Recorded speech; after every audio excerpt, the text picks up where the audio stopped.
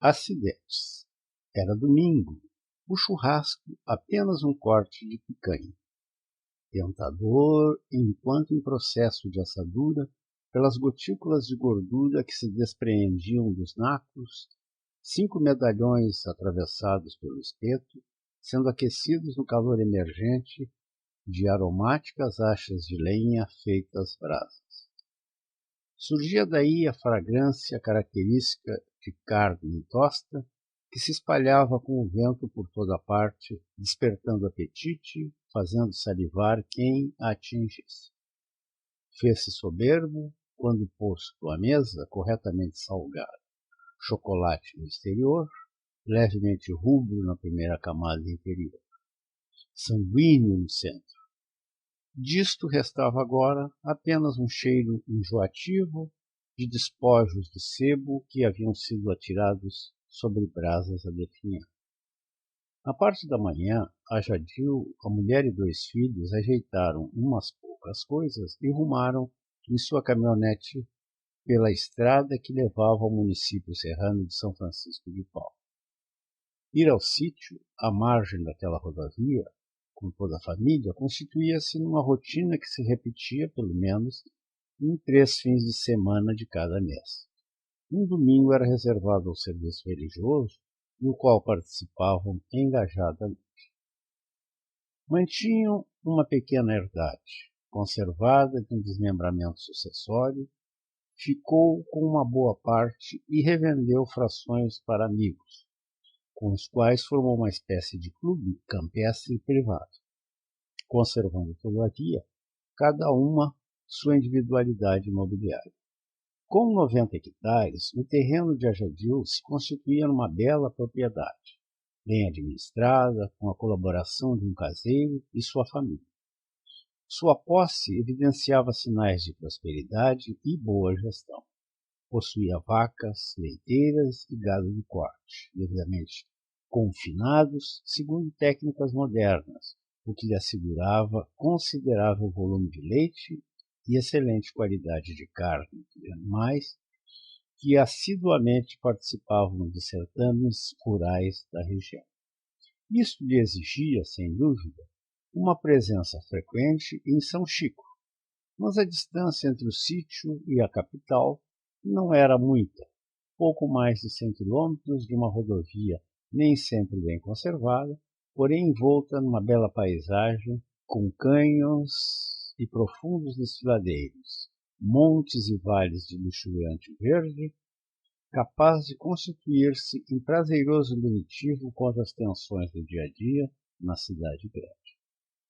Eram caminhos que tinha à sua margem, alterada várias vezes no ano, ao sabor das mudanças nítidas no Rio Grande do Sul das 4 estações do ano.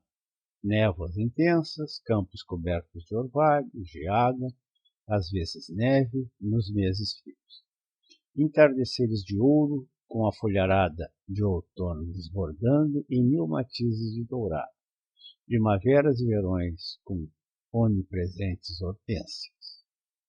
Plantavam utilidades, como milho, feijões, tomates, mandiocas, batatas e um sem número de hortifruti granjeiros, os quais abasteciam com prodigalidade sua despensa e também mercados da cidade, ensejando um retorno financeiro interessante. O terreno era bastante acidentado, como são as propriedades postadas nas encostas.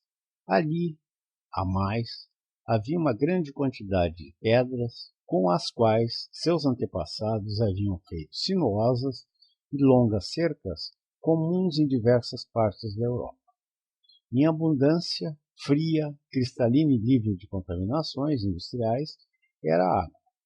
A água que, em parte, após represada numa modesta, porém bem construída barragem, que os filhos batizaram de Itaipu, passava por uma turbina gerando um bom número de quilowatts, capaz de dar-lhe, de graça, força para uma geladeira e um freezer, 2 televisões e um videocassete, além de muitos pequenos artefatos elétricos de uso caseiro. Mas também uma serraria onde o caseiro trabalhava madeiras que eram abatidas na propriedade. Ademais, mediante um acordo de manutenção da turbina, fornecia eletricidade para o grupo de amigos.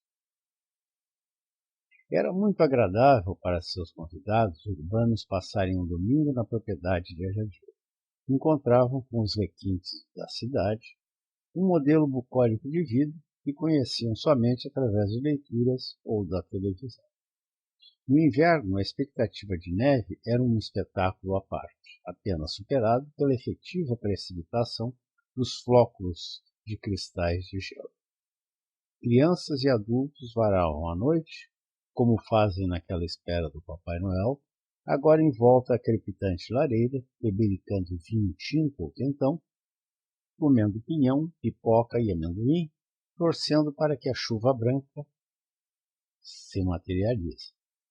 Nevar, enfim, constituía-se em pretexto para grandes comemorações e para os brinquedos de adultos e crianças, de lançarem bolas de neves uns dos outros e construírem bonecos da forma como celebrizaram os do hemisfério norte.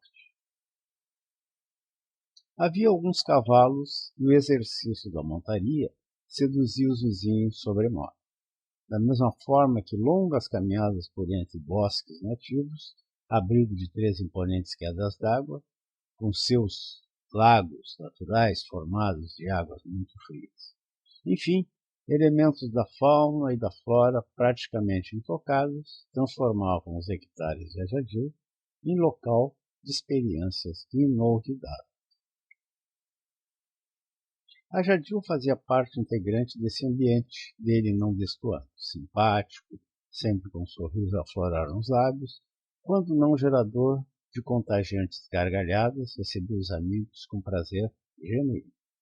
Nasceu assim e soube aprimorar o relacionamento humano à medida em que buscou sozinho seus rumos na cidade grande.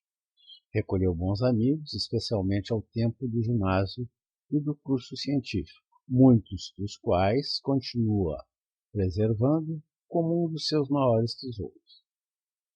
Raimundo, companheiro de colégio e de futebol amador, a quem chamava com imenso afeto de Sarimba, corruptela de Sarará, era um exemplo perfeito da amizade que acompanhava algumas pessoas por toda a vida.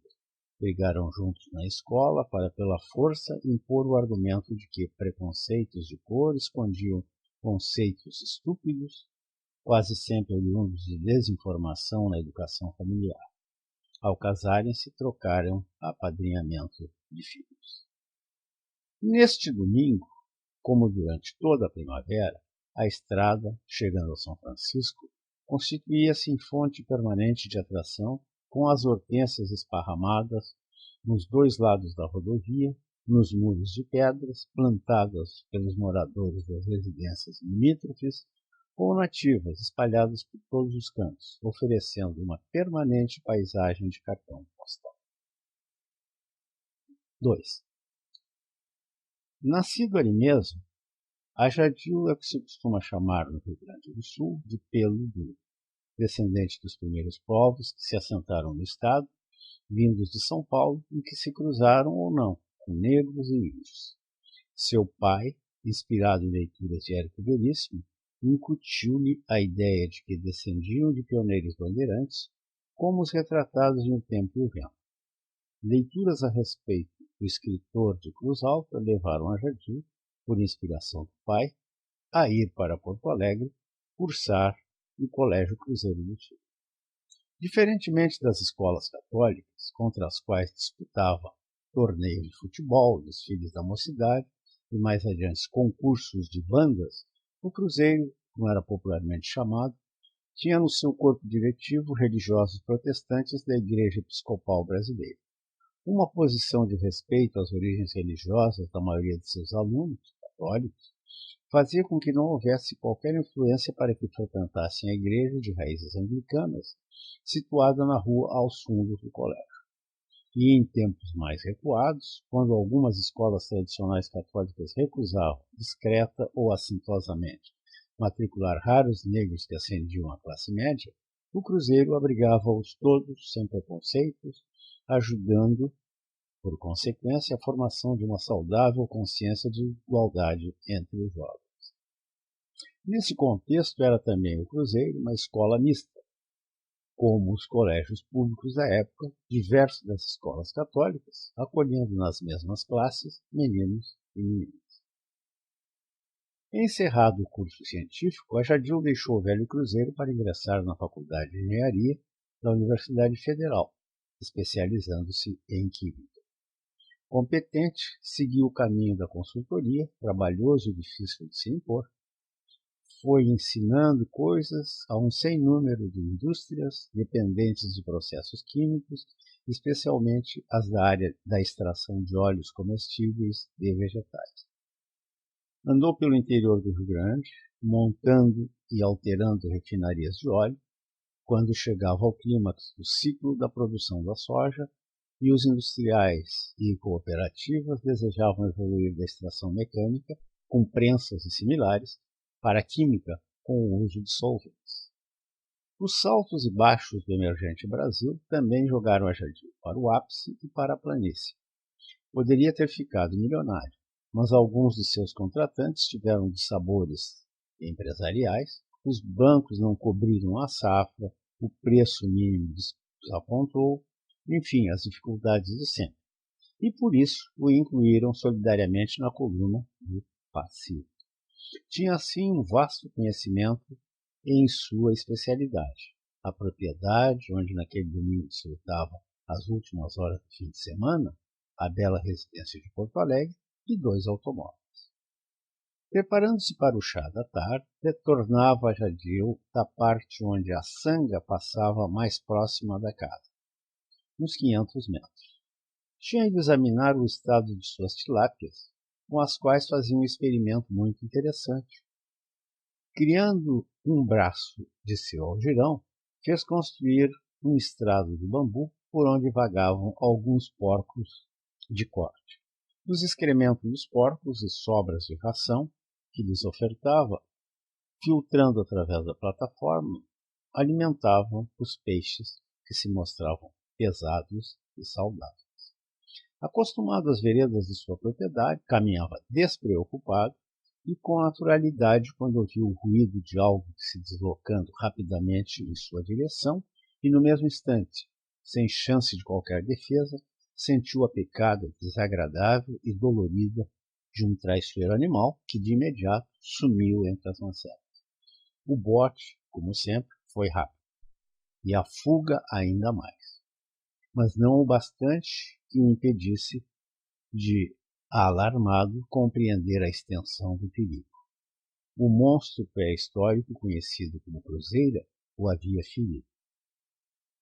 Poderia estar jurado de morte, terrível o veneno que a Otropus expele de suas glândulas, inoculando em sua vítima. No turbilhão que lhe passou pela cabeça, enquanto se curvava para ver o ferimento com atenção, recordou o dito popular que avisa: a urutu, quando não mata, deixa aleijado. Ali estavam, já formando um edema e certa vermelhidão, deixadas pela víbora de la Cruz, um pouco acima do cano curto de seu prosseguir. A região do sítio com suas pedras é habitat de cascavéis, dentre outras serpentes. Aquelas, porém, dificilmente são ignoradas face ao chocalho que agitam no extremo da cauda, provocando seu ruído característico. Cruzeiras há, mas em menor quantidade. Traiçoeiras, capazes de votos muito altos, são silenciosas e vivem perto de locais úmidos, como aquele em que a Jadil se encontrava. Nada a fazer, senão voltar depressa para casa e buscar socorro médico. A distância de algumas centenas de metros até a casa foi vencida com alguma dificuldade, muito pela sensação de autocomiseração e, a cada minuto que passava, pelos primeiros sintomas de progressão da peçonha em seu organismo. Calça arregaçada, viu o vermelho causado pelo veneno ir se espalhando, sem que pudesse fazer mais do que havia feito. Tirou a cinta da calça e com ela fez um torniquete. Encontrou-se tempos após com os filhos que o socorreram. Informou-se de imediato tratar-se de um ataque de cobra cruzeiro. Arrimado, caminhou o restante do percurso até a casa, quando resoluto, a mulher punçou o ferimento e, sem qualquer receio, passou a sugá-lo enquanto, entre cusparadas, ordenava aos garotos para fazerem a caminhonete o mais confortável possível, de forma a deitarem seu pai e partirem, de imediato, para Porto Alegre, na viagem mais terrível que a família jamais experimentara, de volta do sítio. A Jadila entrava rapidamente num visível processo de sofrimento, com as primeiras hemorragias já se manifestando, quando a família chegava nas proximidades de São Leopoldo. E lhes parecia, não havia alternativa senão exporem-se todos e pessoas no percurso a um outro e mais grave acidente rodoviário, tais as imprudências cometidas nos quase 100 quilômetros da volta até o moderno e extremamente bem equipado hospital de pronto-socorro, ponto final daquela corrida de morte contra a morte. 3. Abu tinha 40 anos. Era geólogo, empregado permanente do Ghana Geological Survey Institute, cumpria, sem que muito lhe fosse exigido, ao ramerrão de servidor público. A sobra de tempo, e sendo o Estado um empregador pouco exigente, permitiu-lhe realizar trabalhos de consultoria, os quais ensejaram pudesse injetar alguns recursos na propriedade de sua família, 250 acres de campo, onde basicamente plantavam arroz e algodão, arroz do sequeiro. Nas terras de Abu, água, ao longo de quase todo o ano, era miragem igual à de peregrinos ginetes das dunas ondeantes que se estendiam dali rumo ao norte, desviando um que outro acidente geográfico até a Argélia. Sua fazenda se iniciava na margem de um raquítico tributário do rio Volta Branca, na vila de Zuarungu, onde havia água apenas nos meses de agosto e setembro. Pois a modesta disponibilidade de água fora o bastante para a formação de um diminuto e multicentenário ajuntamento de casas, majoritariamente de taipa, cobertas com palha, em meio às quais se destacava uma pequena e elegante mesquita, cópia feita, com arte e primor, de um dos grandes templos islâmicos existentes mais para o norte, como em Socoto. Abu, em verdade, conservava como um de seus sonhos poder um dia viajar à Nigéria e conhecer Socoto, terra natural de Usumã, líder da Guerra Santa que impôs a religião de Maomé em considerável porção da África Negra. Era sexta-feira. Abu ia se ocupar em dar cumprimento ao culto maometano, do qual era fiel seguidor desde a infância, da mesma forma que fizeram seus ancestrais, os que viram seu imemorial animismo esmagado pelo furacão maometano do fanático Alçá Usumã Dom Fodio e sua guerra santa. Iria se purificar, preparando-se para a oração. Tinha a intenção sincera de orar e, por isso, dirigia-se à mesquita, onde parou num dos lavatórios para um processo de abluções, fez uma saudação em nome de Deus e seguiu com a lavagem das mãos, dos punhos, até os cotovelos. Limpou bem a boca com bochechos, engolindo ao fim a água. Friccionou bastante as orelhas, os cabelos e sua barba, seguindo metodicamente mandamentos segundo o qual devem ser lavados em primeiro lugar as partes direitas do corpo. Enfim, todo o processo foi repetido por 3 vezes. Seguira os ensinamentos contidos no Suna e, após deixar os chinelos fora da mesquita, ingressou na sua casa de orações.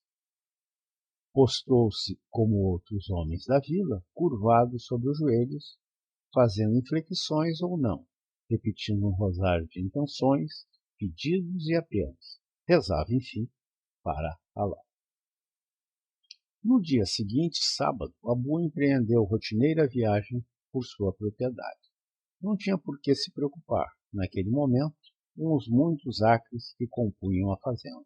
A cultura do arroz havia fracassado e, com isso, ao invés de aurir recursos para novas sementes, restaram dívidas para com o banco. Portanto, na sistemática de novos tempos, quando se aventuravam em plantar muito amparados em recursos de terceiros, a fatalidade de uma má safra significava aguardar por novos recursos, novas oportunidades para a obtenção de sementes, corretivos de solo, pagamento de empréstimos e outros compromissos. Após rodar por vários quilômetros dentro de suas terras, parou numa das choupanas habitadas por um arrendatário e com o homem conversou sobre as dificuldades impostas pelo clima, como se nos últimos séculos houvesse alguma vez sido diferente. No casebre havia quase nada, mas mesmo assim, Abu bebeu um copo d'água e mascou um pedaço de carne de animal silvestre, numa prova do anfitrião de que, afinal, apesar de pobre, podia aplacar a sede de quem chegava à sua casa e ter algo para oferecer.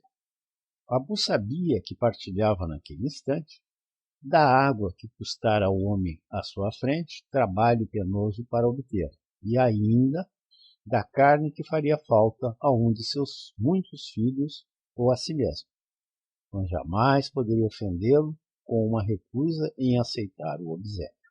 Foi Abu adiante, sem encontrar mais do que um outro humilde arrendatário.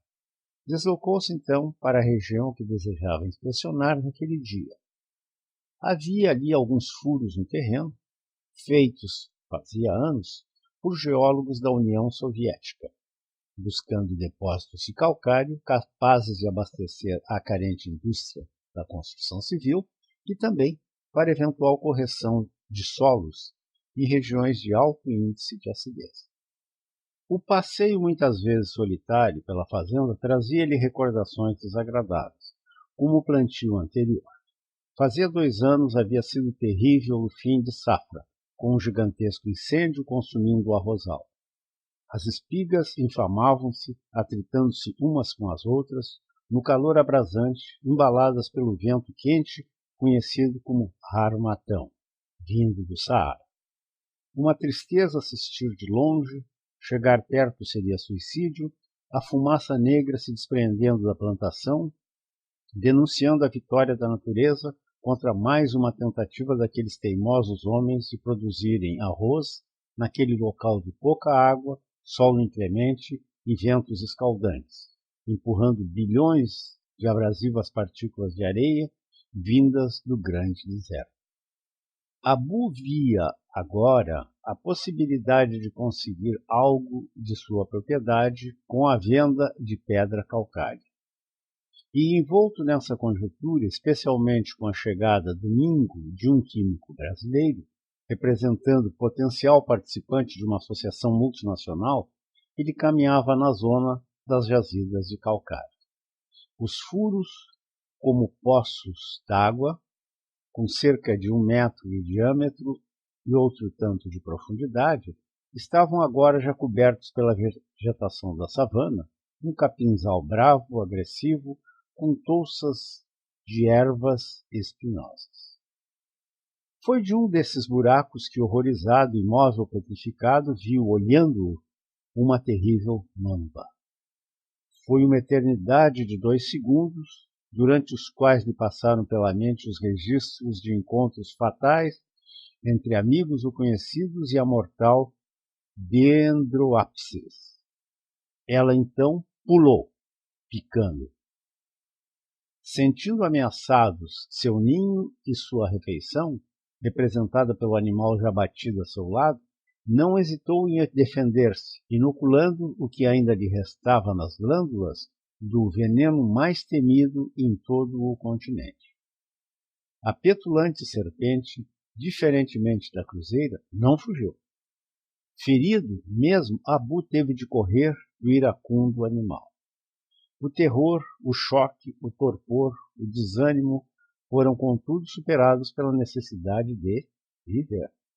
Abu apanhou uma tira de borracha, pedaço de uma câmara de ar, esquecida no porta-malas de seu veículo, e fez um torniquete na parte superior do ferimento em sua perna direita. Embarcou no automóvel e rumou como pôde para o vilarejo que com esforço logrou atingir. Foi retirado da viatura por um atônito filho. Não teve condições mais de caminhar. Outros acorreram em apoio e depositaram-no na cama de casal de seu quarto. A mulher entrou em pânico. Tabus e crendices da infância paralisaram a pobre criatura. A falta de iniciativa foi suprida por uma irmã que saiu porta fora buscando socorro. Zuarungu, que foi importante caravançará no passado, que tem uma bela mesquita, com seu alto e arrogante minarete, que possui um posto de abastecimento que vende gasolina e óleo diesel, que abriga uma escola do Alcorão e um posto policial, tendo no comando de si mesmo um velho cabo, que evita a evasão fiscal, carece, em retribuição, de um bom posto de saúde. Por isso, soou normal na paisagem local, quando, retornando da correria, a cunhada irrompeu porta adentro com um cansado e velho homem carregando coisas de seu ofício de chefe animista e muçulmano da comunidade, o Marabu. O mesmo que ensinara a Abu, a seu pai, e aos outros meninos da vila as leis da vida, o respeito aos ancestrais e aos comandos do Alcorão.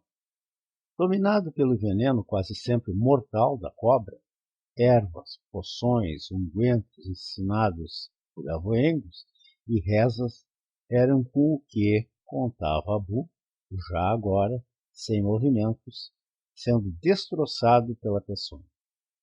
Seus pais, os irmãos, uma velha avó, tios e sobrinhos rezavam por ele, esforçando-se para afastar lembranças de casos amplamente sabidos de mortes por picadas da terrível mamba. Continham-se, pois era tabu, trazia má sorte, falar nisto enquanto alguém jazia envenenado pelo réptil.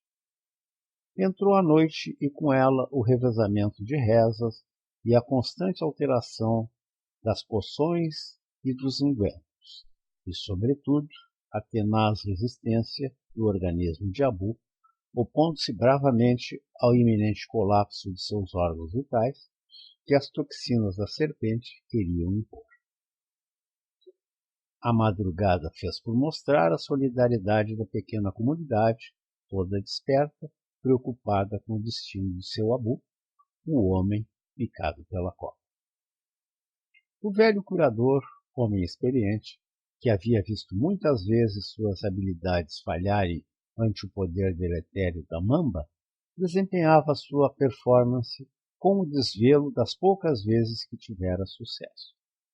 Entre olhares piedosos para o doente e temerosos para o médium, que apelava no seu linguajar hermético de proteção das almas ancestrais, as horas escorriam. O pássaro do alvorecer começou a alertar os insones de que a roda da vida marchava e um novo dia emergia. Alguns galos, por seu turno, anunciaram o nascimento do domingo. 4. Em Acra, ao som do mesmo trinar e de idênticos cacarejares, eram dados os últimos retoques para a jornada que o engenheiro químico Ajadil empreenderia em direção a Zuarungu, a fim de examinar e recolher amostras de pedra calcária em terras do geólogo Abu. Foi organizada uma estratégia de rally, com pontos de abastecimento e de refeições adrede ajustados, com funcionários públicos postados em locais críticos de estômagos e tanques vazios.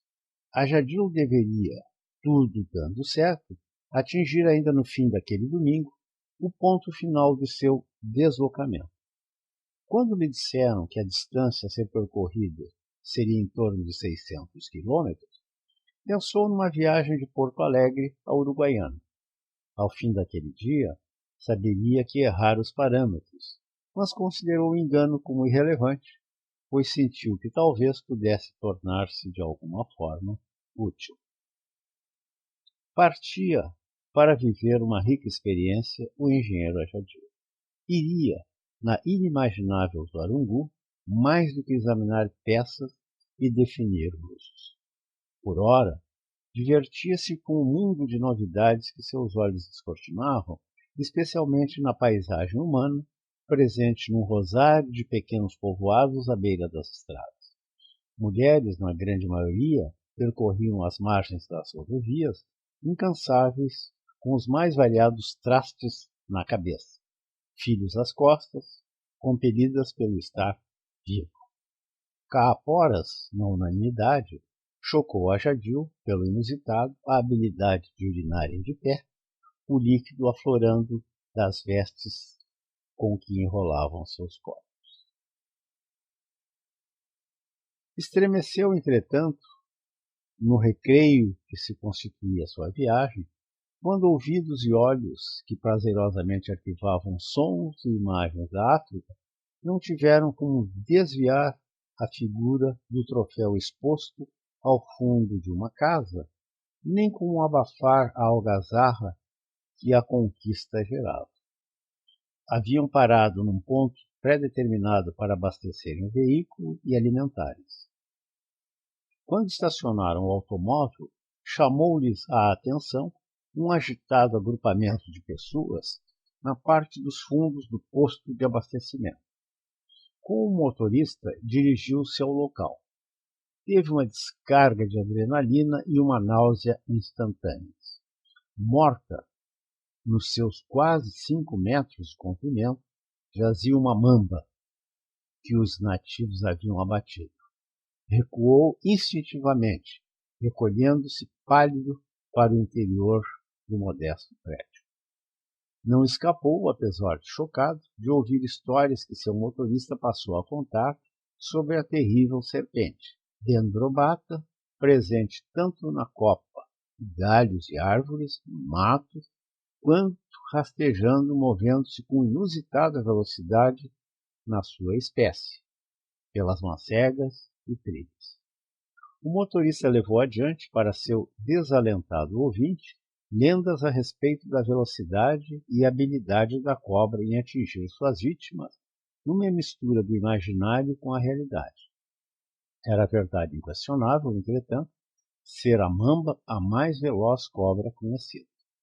O vidro da janela do automóvel, que deslizava em grande velocidade na deserta estrada que cortava ainda a zona da floresta, aparava a chuva intensa do exterior. Enquanto gotas escorriam mansamente pela superfície lisa, a Jadil mergulhava em seus pensamentos nas recordações da terra distante, ajudado pelo silêncio de ter se esgotado o repertório de casos do motorista. Em si mesmado, arrepiado em toda a extensão do corpo, imaginou a figura da mamba negra transformando-se numa terrível cruzeira, prestes a reanimar-se e pular sobre ele como fizeram uma vez no passado. Foi recordando fatos fragmentados que breves estados de consciência registraram, como a correria sem fim pela estrada e depois a disparada célere de enfermeiros ao longo dos alvos corredores do hospital. Vinham-lhe à mente sons que os guardava como comandos de enfermeiros, médicos, homens de saúde, que se agitavam com a tomada de medidas contra o progressivo veneno destruidor de seu sistema sanguíneo. Coisas que não assistira, por desfalecido, algumas contaram-lhe a mulher e os filhos. Hoje, consciência e inconsciência se consolidavam como uma mesma coisa, que vinha lá do passado e tornava um mural de horror que ele já conseguira, fazia meses, afastar de seus sonhos. Reler a Bíblia, nos dias intermináveis da convalescença, havia ajudado a arredar de seu processo mental a traumática experiência. Arredar, mas não apagar.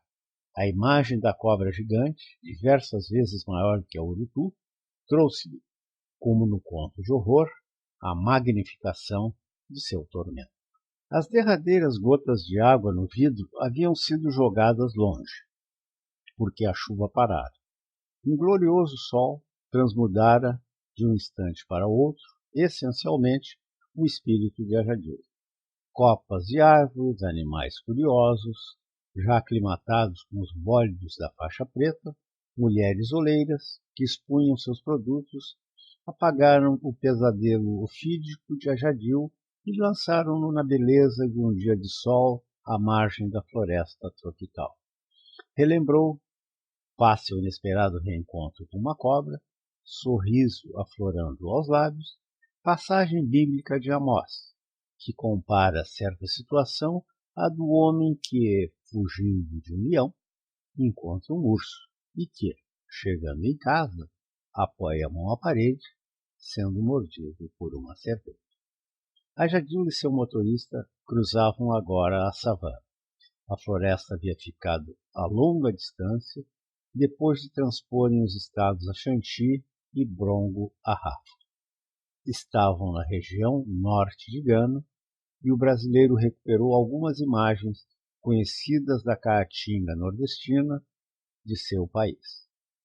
Como prisioneiro de uma fatalidade, observou o fogo ao longe, explicado pelo motorista como um incêndio de limpeza e preparação da terra.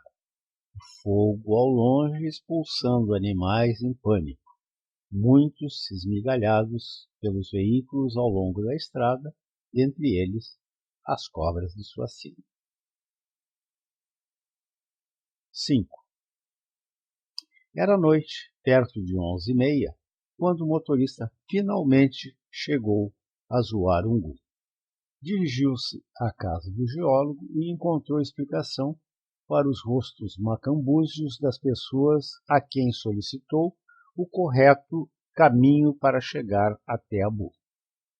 Seguramente a esmagadora maioria dos habitantes estava à volta da residência. Mulheres choramingavam, homens cabisbaixos, esperavam qualquer coisa, uma informação, detalhes do ocorrido. As crianças já muito dormiam. Não havia uma sequer. Essa imagem de desolação foi o primeiro e marcante registro da chegada de Ajadil ao seu destino.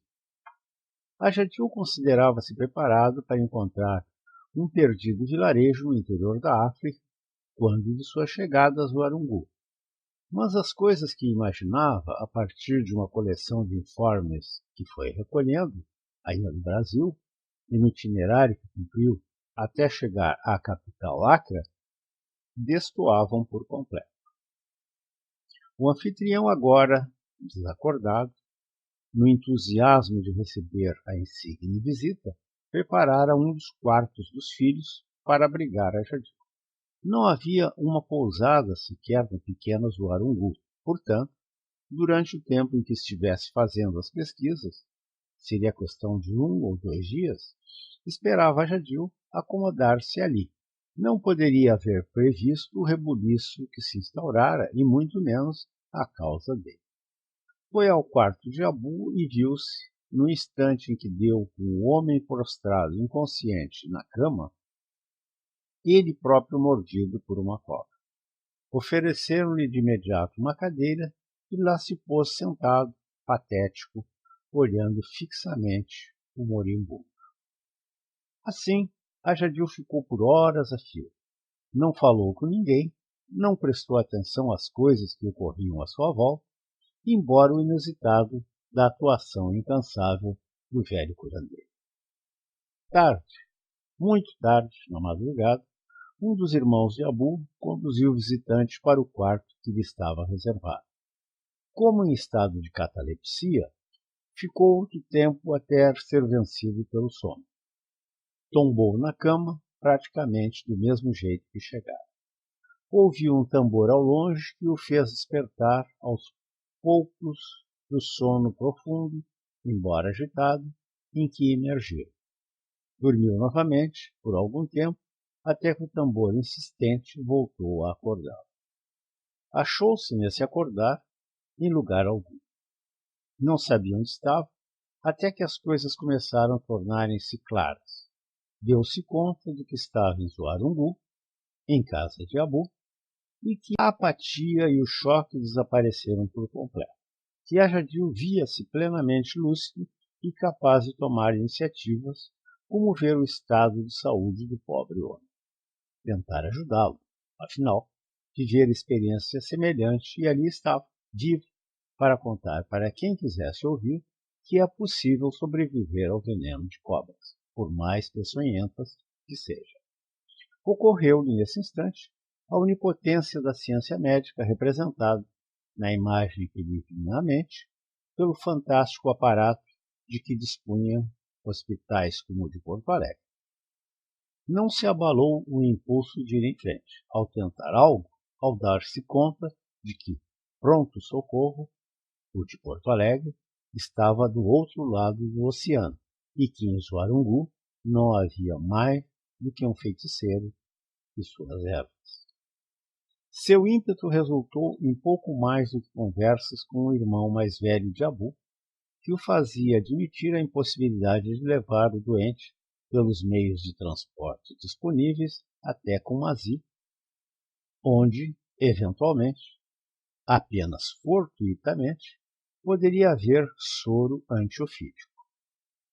Quanto ao desencadeamento de uma operação humanitária, sugerida por Ajadil, o racionalismo daquele homem, nascido e criado isolado, num local ermo, tendo sempre que encontrar soluções próprias para emergentes problemas, tornou claro que poucos eram os aviões militares disponíveis e um desses teria de descer em Tamale, longe muitos quilômetros, para depois levar seu irmão a Acre, mas indagou mais a si mesmo do que ao interlocutor estrangeiro como sensibilizar pessoas importantes a tanto, e tudo por alguém picado por cobra, algo nem inusitado, muito menos raro. A alma do humano vai ter de mostrar que ainda precisa do corpo, concluiu o irmão, com inelutável fatalismo, o que pensava. Ao longo da segunda-feira, Abu nem morreu, muito menos melhorou. Estava ali, exaurindo as energias físicas e mentais do curandeiro, que não arredava pé, tampouco alterava, na visão das pessoas, sua estratégia e sua medicação. O evento entorpecia também a vida do povoado. Zuarungu parou no tempo, no outro plano, diverso daquele que, em realidade, estava imobilizado há gerações. As mulheres e os homens não arredavam pé, quietos, respeitosos e ansiosos. As crianças sumiram. Na noite de segunda-feira, refeito do cansaço da viagem e ajustado à fatalidade do acidente ofídico sofrido por Abu, Ajadil recolheu-se para dormir cedinho. Esteve em Porto Alegre, onde conversou longamente e pediu conselhos a seu falecido pai. Brincou com seus filhos e resolveu problemas de seus negócios nos sonhos de uma noite na qual a tensão da longa viagem já haviam amainado. Acordou bem disposto, mas lembrou-se em seguida de que seu anfitrião podia ter morrido na madrugada. Deu-se conta, nesse instante, que tivera sua onírica reunião familiar e de negócios interrompida pelo repique de um tambor, o mesmo que ignorara na manhã anterior. Estranhou o fato. Talvez seja algum aviso fúnebre, refletiu. Preparou-se para os eventos daquele dia. Ao sair do quarto, pela janela do corredor, que dirigia as pessoas de uma para outra dependência do bangalô estilo colonial que Abu construíra, viu que a massa dos vizinhos, ao contrário da noite, gesticulava muito e falava uns com os outros. Captou, do olhar de alguns deles, que o ambiente estava mais para chuva do que para sol. Ouvindo novamente, e de forma clara, o tambor a repicar, sentiu, sem saber exatamente por quê, pois ignorava o andamento de um tambor solo africano, que o tom não era fúnebre. Foi adiante e viu à sua frente o velho Marabu. O homem estava mais encurvado do que o conhecera domingo à noite e durante a segunda-feira. Dava a impressão de que todas as agonias do mundo haviam sido absorvidas por ele. Exalava também um odor acre de enxofre, que, apesar disso, não o tornava desagradável ou repulsivo. Os dois se cruzaram. Ajadil encarou com determinação os olhos do curandeiro. Obteve do encurvado ancião o mesmo gesto. Então, na fração de segundo, Ajadil viu naquele olhar, que lhe penetrou fundo, não a mirada da derrota. E exclamou, com um gesto de triunfo, sem que ninguém próximo entendesse sua reação e sua língua, o seguinte: por Deus, ele vai sobreviver. Os sinais da melhora entusiasmaram Ajadil e esse insistiu junto ao irmão de Abu para que viajassem a Tamalé em busca de socorro médico, que ele delicadamente chamou de complementar. A sugestão de um estrangeiro recém-chegado gerou longas conversas na família e uma consulta formal ao Marabu. Homem de poucas palavras, o médium, que já se cruzara antes com médicos de avental branco, aconselhou aguardassem um punhado de dias, sequer insinuando a quantidade de dias que cabiam nesse punhado, quando a fase pior passaria.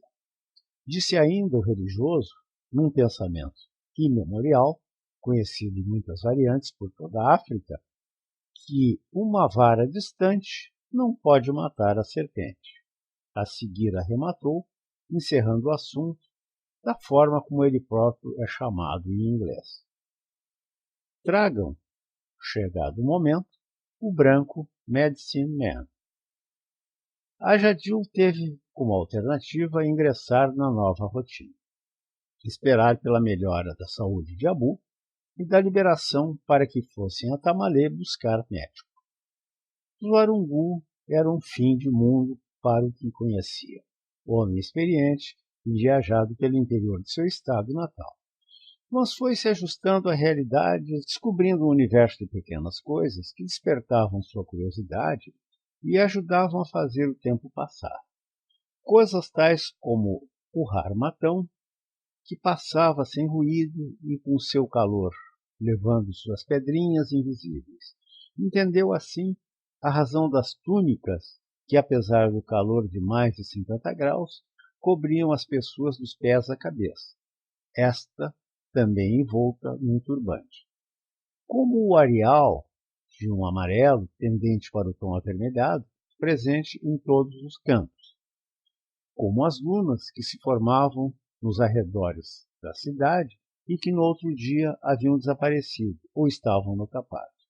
À sua volta, imensa, a savana que necessitaria ser domada para poder produzir alimentos para aquele povo. Movimentava-se em meio a estranhos, ninguém falava qualquer rudimento de sua língua ou do espanhol. Poucos, em verdade, falavam mais do que o dialeto de sua nacionalidade, comunicando-se com estrangeiros em claudicante inglês. Ignorando tais barreiras, ignorado pelas pessoas, Ajadil perambulava pelos poucos caminhos de Zuarungu. No retorno de um dos passeios, despreocupado transeunte das vielas do vilarejo muçulmano, entrando na casa, viu que as marcas da peçonha, presentes nas partes visíveis do corpo de Abu, mudavam de cor.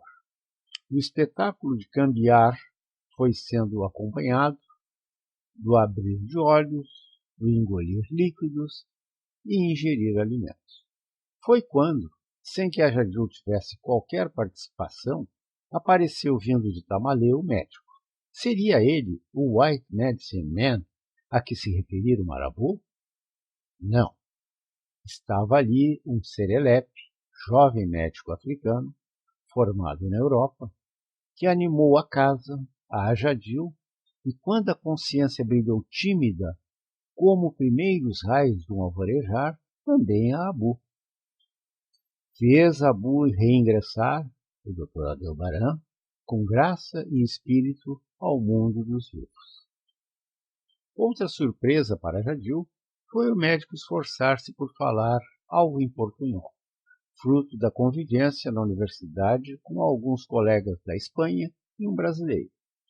Quis saber de Jadil se Mineiro da Campanha era o local onde nascera um dos homens que admirava, o cientista brasileiro Vital Brasil.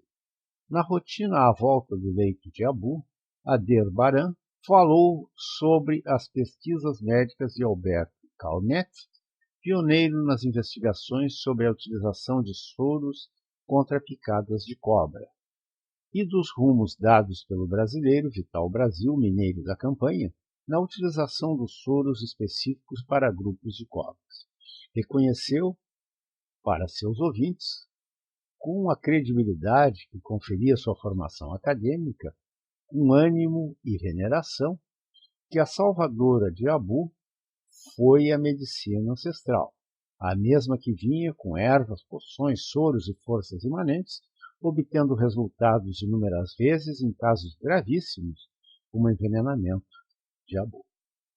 E que, explicou Aldebaran, se constituíam em matéria-prima de inúmeros remédios de alta tecnologia da atual farmacopeia ocidental. 6. A Jadil reiteradamente avisou sua família da emergência e da necessidade que sentia, originada de um imenso impulso interior de ficar e apoiar aquele homem a quem se afeiçoara, sem com ele trocar qualquer palavra. Sentiu no período em que Abu esteve prostrado sobre seu leito uma profunda pena, que era a piedade que sentia de si mesmo, também um convalescente de acidente ofídico. A primeira vez que Abu viu, com plena consciência, aquele homem branco sentado à sua frente, na posição que costumavam ficar visitantes e acamados, fez, com um arremedo de sorriso, a Jadil entender coisas tais como escapara da morte e que estava feliz por isso e por ele estar ali esperando para poder honrar o contratado.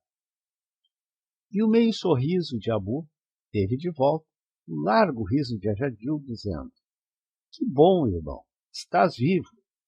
Aquele singelo apelativo, irmão, posto naquele ambiente, fez um bem imenso ao debilitado cidadão ali prostrado. Pouco tempo depois, felizes sentados à beira de um dos poços, bem limpo, desbastado de macegas e livre de algum eventual traiçoeiro inimigo, comum aos dois, com Abu ainda em processo de convalescença, foram capazes de conversar sobre cobras. E quem iniciou foi a Jadil. Disse: "Sabes quantas vezes aparecem serpentes na Bíblia, Novo Testamento e Antigo?" "Não sei na Bíblia", respondeu Abu, "mas no Alcorão 5 vezes, e todas ligadas a Moisés." "Pois na Bíblia são 44 passagens, e eu as li uma e outra vez, buscando a força necessária para enfrentar aquele momento tão difícil de minha vida, como no Gênesis 49:17. Uma víbora junto à vereda, que morde os talões do cavalo e faz cair o seu cavaleiro por detrás.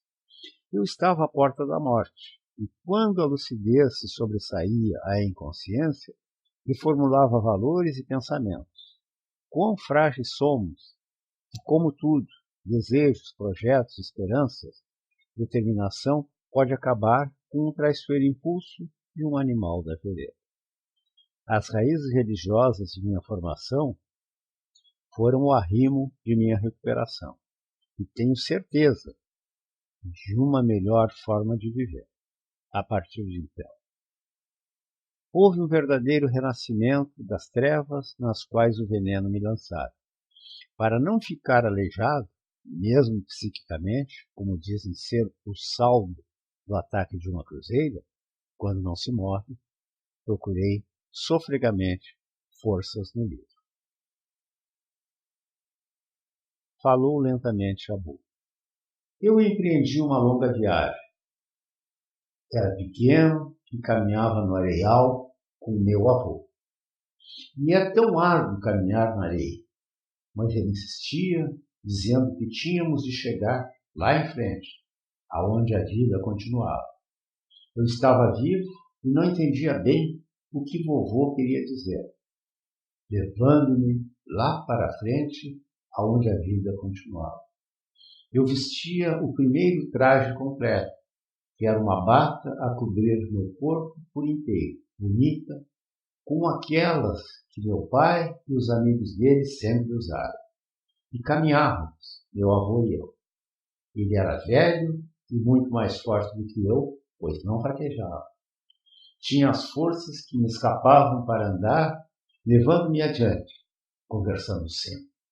Contou histórias de seu tempo e de seu amigo de infância, o Marabu da vida, como aquela de que o próprio feiticeiro havia escapado, por pouco, do ataque de uma pequena, porém feroz mão.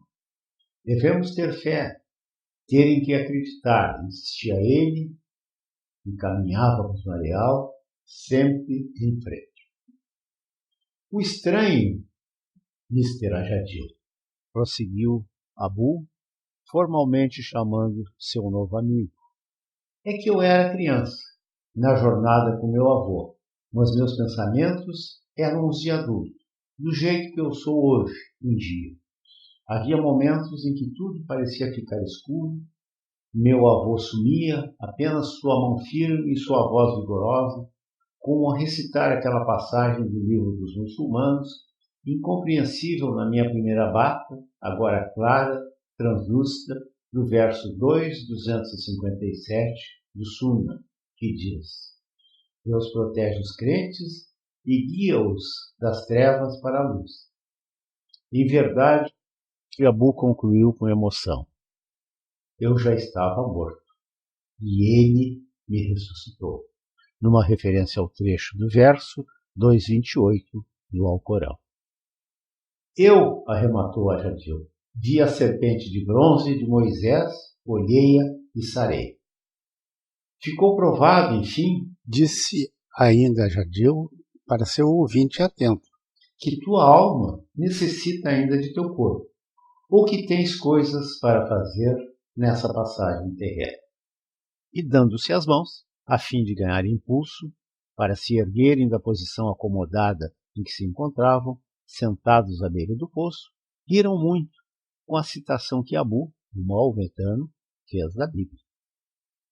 É do Eclesiastes 10.8, que diz: quem abre uma cova, nela cairá, e quem rompe o muro, mordê-lo-á uma cobra. Fim.